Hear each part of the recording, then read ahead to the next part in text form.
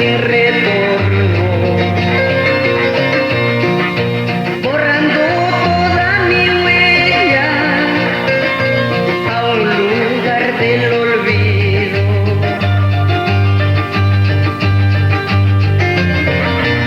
Si preguntan mis amigos bohemios, Edgar Alvarado, Andamayo y Marito Mendoza, por supuesto, no le digas que me he marchado.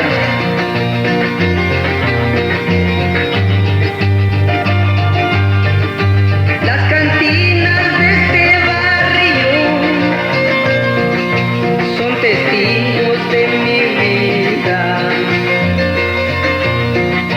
que con mis amigos bohemios comparto mis sentimientos.